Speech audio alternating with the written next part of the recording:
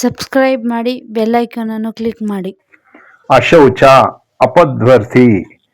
ಸೂತ ಮಹರ್ಷಿಗಳು ಶೌನಕಾದಿ ಮುನಿಗಳನ್ನು ಉದ್ದೇಶಿಸಿ ಈ ರೀತಿಯಾಗಿ ಹೇಳತೊಡಗಿದರು. ಎಲೈ ಶೌನಕಾದಿ ಮುನಿಗಳೇ, ನಾನೀಗ ಮನುಷ್ಯನಿಗೆ ಮೃತ್ಯುವು ಆವರಿಸಿದ ಮೇಲೆ ಉಂಟಾಗುವ ಮರಣ ಶೌಚವನ್ನು ವರ್ಣಿಸುತ್ತೇನೆ. ಶ್ರದ್ಧೆಯಿಂದ ಕೇಳಿರಿ. 2 ವರ್ಷದೊಳಗಿನ ವಯಸ್ಸುಳ್ಳ ಬಾಲಕನು ಮೃತಪಟ್ಟರೆ ಅವನನ್ನು ಮಣ್ಣಲ್ಲಿ ಹೂಣಬೇಕು. ಜಲಾಂಜಲಿಯನ್ನು ಕೊಡಬಾರದು. ಈ ರೀತಿ ಉಣುವ ಸ್ಥಳವು ಗ್ರಾಮದಿಂದ ಹೊರಗಿರಬೇಕು, ಸ್ಮಶಾನವಾಗಿರಬಾರದು. ಶವವನ್ನು ಗಂಧ, ಮಾಲೆ, ಅನುಲೇಪನಾದಿಗಳೊಂದಿಗೆ ಅಲಂಕರಿಸಬೇಕು. 2 ವರ್ಷಗಳಿಂದ ಉಪನಯನವಾಗುವ ಒಳಗೆ ಮರಣಿಸಿದರೆ ಬಾಲಕನ ಬಂಧು ಬಳಗದವರೆಲ್ಲ ಕೂಡಿ ಸ್ಮಶಾನಕ್ಕೆ ಕರೆದುಕೊಂಡು ಹೋಗಿ ಲೌಕಿಕಾಗ್ನಿಯೊಂದಿಗೆ ಯಮಸೂಕ್ತ ಪಾರಾಯಣವನ್ನು ಮಾಡುತ್ತಾ ಚಿತೆಯ ಮೇಲೆ ದಹನವನ್ನು ಮಾಡಬೇಕು. ಉಪನಯನವಾಗಿ ಮರಣಿಸಿದ ಬಾಲಕನಿಗೆ ಎಲ್ಲಾ ಕ್ರಿಯೆಗಳನ್ನು ಅಹಿತಾಗ್ನಿಯೊಂದಿಗೆ ಸಮಾನವಾಗಿ ಮಾಡಬೇಕು. ಮರಣತಿಥಿಗೆ 7 ಅಥವಾ 10ನೆಯ ದಿನದಂದು ಮೊದಲಿಗೆ ಅವನ ಕುಲದಲ್ಲಿನ ಗೋತ್ರದಲ್ಲಿರುವ ಜನರು, ಸಮಾನ ಗೋತ್ರ ಅಥವಾ ಸಮಾನ ಪಿಂಡ, ಸಮಾನೋದಕ ಜನರು ಅಪನಃ ಶೋ ಶುಚದ ಘಂ ಎಂಬ ಋಗ್ವೇದ ಮಂತ್ರಗಳೊಂದಿಗೆ ದಕ್ಷಿಣದ ಕಡೆಗೆ ತಿರುಗಿ ಯಥಾಸಂಭವವಾಗಿ ಅಂದ್ರೆ ಸಾಧ್ಯವಾದಷ್ಟು ಮನೆಗೆ ದೂರವಾಗಿರುವ ಜಲಾಶಯಕ್ಕೆ ಹೋಗಿ ಜಲಾಂಜಲಿಯನ್ನು ಕೊಡಬೇಕು. ಅದೇ ರೀತಿ ಮಾತಾಮಹನಿಗೂ, ಆಚಾರ್ಯ ಪತ್ನಿಗೂ, ಇತರರಿಗೂ ಸಹ ಕೊಡಬೇಕು. ಉಪನಯನವಾದ ಮೇಲೆ ಮರಣಿಸಿದವನಿಗೂ ಸಹ ಸಂಪೂರ್ಣ ಕರ್ಮಕಾಂಡವನ್ನು ನಡೆಸಬೇಕು. ಸ್ನೇಹಿತನು, ವಿವಾಹಿತ ಸ್ತ್ರೀ ಅಂದ್ರೆ ಸಹೋದರಿ ಮುಂತಾದವರು, ಅತ್ತಿಗೆ ಮಾವನವರು, ಋತ್ವಿಕ್ಕು ಮರಣಿಸಿದಾಗ ಆಯಾ ಆತ್ಮಗಳ ಅಭ್ಯುನ್ನತಿಗಾಗಿ ಜಲಾಂಜಲಿಯನ್ನು ಕೊಡುತ್ತಾ ಹೆಸರನ್ನು, ಗೋತ್ರವನ್ನು ಹೇಳಿ ಒಮ್ಮೆಲೆ ಜಲಾಂಜಲಿಯನ್ನು ಕೊಡಬೇಕು. ಈ ಜಲಾಂಜಲಿಗಳನ್ನೇ ಧರ್ಮೋದಕಗಳೆಂದೂ ಸಹ ಕರೆಯುವರು. ಪತಿತರಾಗಿದ್ದಲ್ಲಿ ಧರ್ಮೋದಕಗಳ ಅವಶ್ಯಕವಿರುವುದಿಲ್ಲ. ಬ್ರಹ್ಮಚಾರಿ, ವ್ಯಾತ್ಯನು, ವ್ಯಭಿಚಾರಿಯಾದ ಸ್ತ್ರೀಗೂ ಸಹ ಧರ್ಮೋದಕಗಳನ್ನು ಕೊಡುವುದಿಲ್ಲ. ಕುಡುಕನಿಗೂ ಆತ್ಮಹತ್ಯೆಯನ್ನು ಮಾಡಿಕೊಂಡವರಿಗೂ ಸಹ ಅಶೌಚವಿರುವುದರಿಂದ ಅವರು ಜಲಾಂಜಲಿಗಳಿಗೆ ಅರ್ಹರಲ್ಲ. ಯಾವುದೇ ವ್ಯಕ್ತಿಯು ಮರಣಿಸಿದಾಗ ಜೋರಾಗಿ ಕಿರಿಚಿಕೊಳ್ಳುತ್ತಾ ರೋಧಿಸುವುದು ನಿಷಿದ್ಧ. ಜೀವಿಗಳ ಸ್ಥಿತಿಯು ಅನಿತ್ಯವೆಂಬ ಜ್ಞಾನವು ಕನಿಷ್ಠ ಪಕ್ಷ ಆಗಲಾದರೂ ಇರಬೇಕು. ಯಥಾಶಕ್ತಿಯಾಗಿ ಸ್ಮಶಾನಕ್ಕೆ ಕರೆದುಕೊಂಡು ಹೋಗಿ ದಹನ ಕ್ರಿಯೆಯನ್ನು ಮಾಡಿಸಿ ಸ್ವಜನರೆಲ್ಲರೂ ಆ ವ್ಯಕ್ತಿಯ ಮನೆಗೆ ಬರಬೇಕು. ದ್ವಾರದಲ್ಲಿ ಪ್ರವೇಶಿಸುತ್ತಲೇ ಬೇವಿನ ಸೊಪ್ಪನ್ನು ಅಗೆದು ಆಚಮನ ಮಾಡಿ ಅಗ್ನಿ, ಜಲ, ಸಗಣಿ, ಬಿಳಿ ಎಳ್ಳು ಅಥವಾ 4 ಮುಟ್ಟಿ ಕಲ್ಲಿನ ಮೇಲೆ ಪಾದಗಳನ್ನು 1 ಕ್ಷಣವಿಟ್ಟು ಆಗ ನಿಧಾನವಾಗಿ ಮನೆಯೊಳಕ್ಕೆ ಬರಬೇಕು.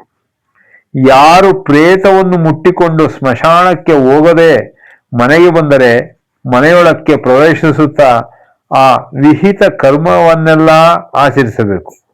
ದಹನವು ಮುಗಿಯುವವರೆಗಾಗಲಿ, ದಹನ ಕ್ರಿಯೆಗಾಗಲಿ ಮರುಭೂಮಿಯಲ್ಲಿದ್ದು ಬಂದಂತಹ ಸಪಿಂಡರು ಅಲ್ಲೇ ಸ್ನಾನ ಮಾಡಿ ಪ್ರಾಣಾಯಾಮ ಮಾಡಿದರೆ ಶುದ್ಧರಾಗುವರು.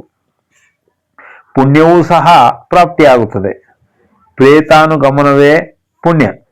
ಅಂದು ಊಟವನ್ನು ಬಿಡದಾಗಲಿ ಅವರು ಇಟ್ಟಿದ್ದನ್ನು ಸೇವಿಸಬೇಕು, ಕೇಳಬಾರದು. ಪರಿಜನರೆಲ್ಲರೂ ಬೇರೆ ಬೇರೆಯಾಗಿ 3 ರಾತ್ರಿಗಳು ನೆಲದ ಮೇಲೆಯೇ ಶಯನಿಸಬೇಕು. ಪಿಂಡ ಯಜ್ಞ ನಂತರ ಮೃತ ವ್ಯಕ್ತಿಯನ್ನುದ್ದೇಶಿಸಿ ವಿಹಿತ ಪಿಂಡದಾನ ಪ್ರಕ್ರಿಯಾನುಸಾರ ಜಂಧ್ಯವನ್ನು ಅಪಸವ್ಯ ಮಾಡಿಕೊಂಡು 3 ದಿನಗಳವರೆಗೂ ಪಿಂಡರೂಪ ಅನ್ನವನ್ನು ಮೌನವಾಗಿ ಭೂಮಿಯ ಮೇಲೆ ಇಡಬೇಕು. ಶ್ರಾದ್ದವನ್ನಿಡುವ ಅಧಿಕಾರವಿರುವ ವ್ಯಕ್ತಿಯು ನೀಲಾಕಾಶದ ಕೆಳಗೆ ನಿಂತು ಶಿಕ್ಕೆಮಿಣಿಯ ಪಾತ್ರೆಯೊಂದಿಗೆ ನೀರನ್ನು, ಮತ್ತೊಂದು ಮಣ್ಣಿನ ಪಾತ್ರೆಯೊಂದಿಗೆ ಹಾಲನ್ನು ಆ ಪ್ರೇತಾತ್ಮಕ್ಕೆ ಅರ್ಪಿಸಬೇಕು.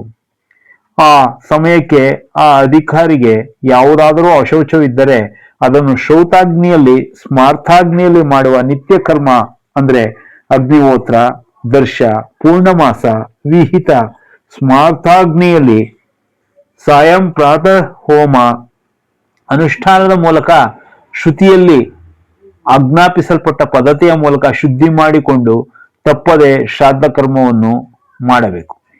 ದಂತಗಳು ಹುಟ್ಟುವ ಮೊದಲೇ ಮಕ್ಕಳು ಮರಣಿಸಿದರೆ ಅವರ ಬಂಧುಗಳಿಗೆ ಖನನವು ನಡೆದ ಕೂಡಲೇ ಶುದ್ಧಿಯು ಲಭಿಸುತ್ತದೆ.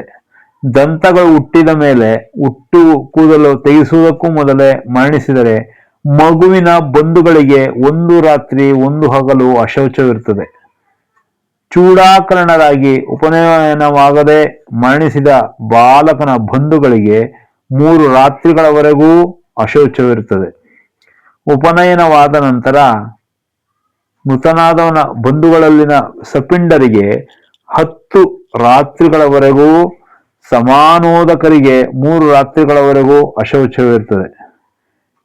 2 ವರ್ಷಗಳಿಗಾಗಲಿ ಮರಣಿಸಿದವನ ತಂದೆ ತಾಯಿಯರಿಗೆ 10 ರಾತ್ರಿಗಳು ಕಳೆಯುವವರೆಗೂ ಅಶೌಚವಿರುತ್ತದೆ. ಪರಿವಾರದಲ್ಲಿ ಜನನವೋ ಮರಣವೋ ನಡೆದರೂ ಈ 10 ರಾತ್ರಿಗಳು ಮೈಲಿಗೆಯಲ್ಲಿ ಯಾವುದೇ ವ್ಯತ್ಯಾಸವಿರುವುದಿಲ್ಲ. ಸಪಿಂಡರು ಮರಣಿಸಿದರೆ ಬ್ರಾಹ್ಮಣ, ಕ್ಷತ್ರಿಯ, ವೈಶ್ಯ, ಶೂದ್ರರಿಗೆ 10, 12, 15, 30 ದಿನಗಳ ಕಾಲ ಮೈಲಿಗೆ ಇರುತ್ತದೆ. ವಿವಾಹಕ್ಕೂ ನಿಶ್ಚಿತಾರ್ಥಕ್ಕೂ ಮೊದಲು ಚೂಡಾಕರಣದ ನಂತರ ಮರಣಿಸಿದ ಕನ್ಯೆಯ ಬಂಧುಗಳಿಗೆ 1 ಹಗಲು 1 ರಾತ್ರಿಯು ಕಳೆದ ಮೇಲೆ ಶುದ್ಧಿಯಾಗುತ್ತದೆ. ದಂತಗಳು ಹುಟ್ಟುವುದಕ್ಕೂ ಮೊದಲೇ ಮರಣಿಸಿದ ಬಾಲಕನನ್ನು ಖನನಕ್ಕೆ ಬದಲಾಗಿ ಅಗ್ನಿ ಸಂಸ್ಕಾರವನ್ನು ಮಾಡಿದರೆ 1 ದಿನ ಕಳೆಯುತ್ತಲೇ ಶುದ್ಧಿಯಾಗುತ್ತದೆ. ಗುರುಗಳು, ಅಂತೆವಾಸಿ, ಆಶ್ರಯದಲ್ಲಿರುವವನು, ಶಿಷ್ಯನು, ವೇದಾಂಗ ಪ್ರಯುಕ್ತ ಬಂಧು, ಶ್ರೋತ್ರಿಯನು, ವೇದಗಳಲ್ಲಿ ಒಂದು ಶಾಖೆಯನ್ನು ಮಾತ್ರವೇ ಬೋಧಿಸುವವನು, ಅನೌರ ಪುತ್ರನು, ದತ್ತು ಪುತ್ರನಂತಹವನು, ಮಹಾರಾಜನು ತಿಳಿದ ವ್ಯಕ್ತಿಯು ಮರಣಿಸಿದ ವಾರ್ತೆಯು ತಿಳಿಯುತ್ತಲೇ ಆಗಲಿ ದಹನಾನಂತರವಾಗಲಿ ಸ್ನಾನ ಮಾಡುತ್ತಲೇ ಶುದ್ಧಿಯುಂಟಾಗುತ್ತದೆ. ಆತ್ಮಹತ್ಯೆಗೆ ಪಾಲ್ಪಡುವವರಿಗೂ ಅಷ್ಟೇ. ಪ್ರಜೆಗಳಿಗಾಗಿ ಸದಾ ಅನ್ನಸಂತರ್ಪಣೆಯನ್ನು ಮಾಡುವವನು, ಕೃಚ್ಛ, ಚಾಂದ್ರಾಯಣಾದಿ ವ್ರತಗಳನ್ನು ಮಾಡುತ್ತಿರುವವನು, ಬ್ರಹ್ಮಚರ್ಯ ದೀಕ್ಷೆಯಲ್ಲಿರುವವನು, ವಾನಪ್ರಸ್ಥನು, ಬ್ರಹ್ಮವಿದನಾದ ಸನ್ಯಾಸಿ, ಇವರಲ್ಲಿ ಯಾರು ಮರಣಿಸಿದರೂ ಅವರ ಬಂಧುಗಳಿಗೆ ಮೈಲಿಗೆ ಇರುವುದಿಲ್ಲ, ಅಶೌಚವಿರುವುದಿಲ್ಲ. ತಂದೆ ತಾಯಿಯರಿಗೆ 10 ರಾತ್ರಿಗಳು ಕಳೆಯುವವರೆಗೂ ಅಶೌಚವಿರುತ್ತದೆ. ಪರಿವಾರದಲ್ಲಿ ಜನನವೋ ಮರಣವೋ ನಡೆದರೂ ಈ 10 ರಾತ್ರಿಗಳು ಮೈಲಿಗೆಯಲ್ಲಿ ಯಾವುದೇ ವ್ಯತ್ಯಾಸವಿರುವುದಿಲ್ಲ. ಸಪಿಂಡರು ಮರಣಿಸಿದರೆ ಬ್ರಾಹ್ಮಣ, ಕ್ಷತ್ರಿಯ, ವೈಶ್ಯ, ಶೂದ್ರರಿಗೆ 10, 12, 15, 30 ದಿನಗಳ ಕಾಲ ಮೈಲಿಗೆ ಇರುತ್ತದೆ. ವಿವಾಹಕ್ಕೂ ನಿಶ್ಚಿತಾರ್ಥಕ್ಕೂ ಮೊದಲು ಚೂಡಾಕರಣದ ನಂತರ ಮರಣಿಸಿದ ಕನ್ಯೆಯ ಬಂಧುಗಳಿಗೆ 1 ಹಗಲು 1 ರಾತ್ರಿಯು ಕಳೆದ ಮೇಲೆ ಶುದ್ಧಿಯಾಗುತ್ತದೆ. ದಂತಗಳು ಹುಟ್ಟುವುದಕ್ಕೂ ಮೊದಲೇ ಮರಣಿಸಿದ ಬಾಲಕನನ್ನು ಖನನಕ್ಕೆ ಬದಲಾಗಿ ಅಗ್ನಿ ಸಂಸ್ಕಾರವನ್ನು ಮಾಡಿದರೆ 1 ದಿನ ಕಳೆಯುತ್ತಲೇ ಶುದ್ಧಿಯಾಗುತ್ತದೆ. ಗುರುಗಳು, ಅಂತೆವಾಸಿ, ಆಶ್ರಯದಲ್ಲಿರುವವನು, ಶಿಷ್ಯನು, ವೇದಾಂಗ ಪ್ರಯುಕ್ತ ಬಂಧು, ಶ್ರೋತ್ರಿಯನು, ವೇದಗಳಲ್ಲಿ ಒಂದು ಶಾಖೆಯನ್ನು ಮಾತ್ರವೇ ಬೋಧಿಸುವವನು, ಅನೌರ ಪುತ್ರನು, ದತ್ತು ಪುತ್ರನಂತಹವನು, ಮಹಾರಾಜನು ತಿಳಿದ ವ್ಯಕ್ತಿಯು ಮರಣಿಸಿದ ವಾರ್ತೆಯು ತಿಳಿಯುತ್ತಲೇ ಆಗಲಿ ದಹನಾನಂತರವಾಗಲಿ ಸ್ನಾನ ಮಾಡುತ್ತಲೇ ಶುದ್ಧಿಯುಂಟಾಗುತ್ತದೆ. ಆತ್ಮಹತ್ಯೆಗೆ ಪಾಲ್ಪಡುವವರಿಗೂ ಅಷ್ಟೇ.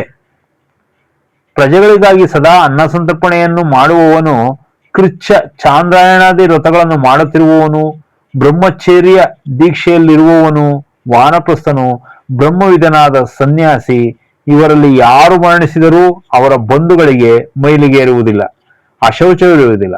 ಸ್ನಾನ ಕಾರ್ಯಕ್ರಮಕ್ಕಾಗಿ ಸಿದ್ಧಪಡಿಸಿರುವ ಸಾಮಗ್ರಿಗೂ, ವಿವಾಹ ನಿಮಿತ್ತ ತಂದಿರುವಂತಹ ಸಾಮಗ್ರಿಗೂ ಸಂಗ್ರಾಮದ ಸಮಯದಲ್ಲಿ ಭಯದಿಂದಿರುವ ಪ್ರಜೆಗಳಿಗೆ ಮೈಲಿಗೆ ಇರುವುದಿಲ್ಲ. ಅದೇ ರೀತಿ ಪ್ರಳಯದಂತಹ ಭಯಂಕರ ವಿಪತ್ಕರ ಪರಿಸ್ಥಿತಿಗಳಲ್ಲಿ ಸಿಲುಕಿರುವವರಿಗೂ, ಅರಾಜಕತೆಯ ಪ್ರತಿಭಟನಾ ಪ್ರಾಂತಗಳಲ್ಲಿ ಜೀವಿಸುವವರಿಗೆ ಯಾವುದೇ ವಿಧವಾದ ಮೈಲಿಗೆ ಇರುವುದಿಲ್ಲ.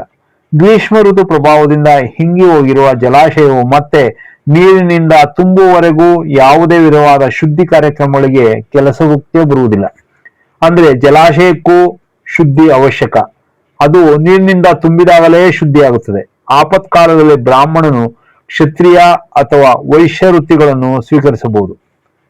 ವೈಶ್ಯನ ವೃತ್ತಿಯು ವ್ಯಾಪಾರವೇ ಆದರೂ ಅವನು ಎಂತಹ ಆಪತ್ಕಾಲ ಪರಿಸ್ಥಿತಿಗಳಲ್ಲಾದರೂ ಸರಿ ವೈಶ್ಯ ವೃತ್ತಿಯನ್ನು ಮಾಡುವ ಬ್ರಾಹ್ಮಣನು ಹಣ್ಣುಗಳನ್ನು, ಸೋಮಲತೆ, ವಸ್ತ್ರಗಳು, ಲತೆಗಳು, ಔಷಧಿ ಲತೆಗಳು, ಹಾಲು, ಮೊಸರು, ತುಪ್ಪ, ಬೆಣ್ಣೆ, ನೀರು, ಎಳ್ಳು, ಅನ್ನ, ರಸ, ಉಪ್ಪು, ಜೇನುತುಪ್ಪ, ಮೇಣ, ಅವಿಷ್ಯಾನ್ನ, ಮಣಿಗಳು, ಚಪ್ಪಲಿಗಳು, ಮೃಗಚರ್ಮ, ಮಾಂಸ, ಸುಗಂಧ ದ್ರವ್ಯಗಳು, ಗಡ್ಡೆಗಳನ್ನು ವಿಕ್ರಯಿಸಬಾರದು. ಸ್ನಾನ ಕಾರ್ಯಕ್ರಮಕ್ಕಾಗಿ ಸಿದ್ಧಪಡಿಸಿರುವ ಸಾಮಗ್ರಿಗೂ, ವಿವಾಹ ನಿಮಿತ್ತ ತಂದಿರುವಂತಹ ಸಾಮಗ್ರಿಗೂ ಸಂಗ್ರಾಮದ ಸಮಯದಲ್ಲಿ ಭಯದಿಂದಿರುವ ಪ್ರಜೆಗಳಿಗೆ ಮೈಲಿಗೆ ಇರುವುದಿಲ್ಲ. ಅದೇ ರೀತಿ ಪ್ರಳಯದಂತಹ ಭಯಂಕರ ವಿಪತ್ಕರ ಪರಿಸ್ಥಿತಿಗಳಲ್ಲಿ ಸಿಲುಕಿರುವವರಿಗೂ, ಅರಾಜಕತೆಯ ಪ್ರತಿಭಟನಾ ಪ್ರಾಂತಗಳಲ್ಲಿ ಜೀವಿಸುವವರಿಗೆ ಯಾವುದೇ ವಿಧವಾದ ಮೈಲಿಗೆ ಇರುವುದಿಲ್ಲ. ಗ್ರೀಷ್ಮ ಋತು ಪ್ರಭಾವದಿಂದ ಹಿಂಗಿ ಹೋಗಿರುವ ಜಲಾಶಯವು ಮತ್ತೆ ನೀರಿನಿಂದ ತುಂಬುವವರೆಗೂ ಯಾವುದೇ ವಿಧವಾದ ಶುದ್ಧಿ ಕಾರ್ಯಕ್ರಮಗಳಿಗೆ ಕೆಲಸಕ್ಕೆ ಬರುವುದಿಲ್ಲ. ಅಂದ್ರೆ ಜಲಾಶಯಕ್ಕೂ ಶುದ್ಧಿ ಅವಶ್ಯಕ. ಅದು ನೀರಿನಿಂದ ತುಂಬಿದಾಗಲೇ ಶುದ್ಧಿಯಾಗುತ್ತದೆ. ಆಪತ್ಕಾಲದಲ್ಲಿ ಬ್ರಾಹ್ಮಣನು ಕ್ಷತ್ರಿಯ ಅಥವಾ ವೈಶ್ಯ ವೃತ್ತಿಗಳನ್ನು ಸ್ವೀಕರಿಸಬಹುದು.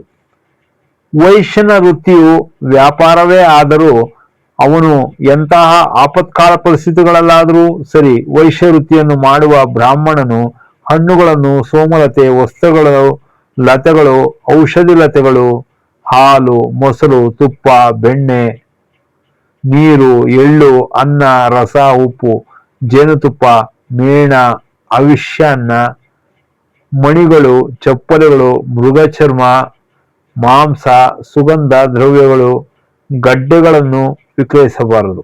ಬ್ರಾಹ್ಮಣನು ತನ್ನ ಶ್ರೌತ ಸ್ಮಾರ್ತ ಯಜ್ಞಪೂರ್ಣತೆಗಾಗಿ ಬೇಕಾಗಿರುವ ಧಾನ್ಯವನ್ನು, ಅತ್ಯವಶ್ಯಕವಾದ ಔಷಧಿಗಳನ್ನು, ಎಳ್ಳನ್ನು ವಿಕ್ರಯಿಸಿ ಕೊಂಡುಕೊಳ್ಳಬಾರದು. ಅದೂ ಸಹ ಆಪತ್ಕಾಲದಲ್ಲಿಯೇ ಆಗಲೂ ಸಹ ಲವಣಾಧಿಕಗಳನ್ನು ಮಾರಬಾರದು. ತನ್ನ ವೈಯಕ್ತಿಕ ಯಜ್ಞಗಳನ್ನು ಮಾಡುವ ಬ್ರಾಹ್ಮಣನು ಸೂರ್ಯನಂತೆ ನಿಷ್ಕಲುಷಿತವಾಗಿಯೇ ಇರುತ್ತಾನೆ. ಅಂತಹವನ ಬ್ರಾಹ್ಮಣ್ಯಕ್ಕೆ ಅಡ್ಡಿ ಆತಂಕಗಳು ಇರುವುದಿಲ್ಲ. ವ್ಯವಸಾಯ, ಪಶುಪಾಲನೆಯೂ ಸಹ ಈ ಸಮಯದಲ್ಲಿ ತಪ್ಪಾಗುವುದಿಲ್ಲ. ಆದರೆ ಕುದುರೆಗಳನ್ನು ಮಾರಿಕೊಳ್ಳಬಾರದು. ಆಪತ್ಕಾಲದಲ್ಲಿ ಅನಿವಾರ್ಯವಾದಾಗ ಗೃಹಸ್ಥ ಬ್ರಾಹ್ಮಣನೂ ಸಹ ಭಿಕ್ಷೆಯನ್ನು ಸ್ವೀಕರಿಸಬಹುದು. ಇದು 3 ದಿನಗಳವರೆಗೂ ಮಾತ್ರವೇ ಅಂಗೀಕಾರ್ಯ. ಆ ಬ್ರಾಹ್ಮಣನಿಂದ ಧಾನ್ಯವನ್ನು ಭಿಕ್ಷೆಯನ್ನಾಗಿ ಪಡೆದ ಬ್ರಾಹ್ಮಣನು ಅದನ್ನು 1 ದಿನ ಮಾತ್ರವೇ ಹಸಿವು ನೀಗಿಸಿಕೊಳ್ಳುವುದಕ್ಕಾಗಿ ಉಪಯೋಗಿಸಿಕೊಳ್ಳಬಹುದು. ಆ ವಿಷಯವನ್ನು ಬಹಿರಂಗವಾಗಿ ಒಪ್ಪಿಕೊಳ್ಳಬೇಕು. ಆಗ ಆತನ ಪಾಲಕನಾದ ಮಹಾರಾಜನು ಅವನ ವಂಶ, ರೀತಿ, ಶಾಸ್ತ್ರಾಧ್ಯಯನವನ್ನು, ವೇದ ಜ್ಞಾನ, ಜಪ, ತಪ ಮೊದಲಾದ ವೈಶಿಷ್ಟ್ಯಗಳನ್ನು ವಿಚಾರಿಸಿ ಆ ಬ್ರಾಹ್ಮಣನು ಧರ್ಮಕ್ಕೆ ಅನುಕೂಲವಾಗಿ ಜೀವಿಸುವಂತೆ ಏರ್ಪಾಟು ಮಾಡಬೇಕು ಎಂದು ಯಾಜ್ಞವಲ್ಕ ಮಹರ್ಷಿಯು ಹೇಳಿದನೆಂದು ಸೂತರು ಶೌನಕಾದಿಗಳಿಗೆ ಹೇಳಿದರು.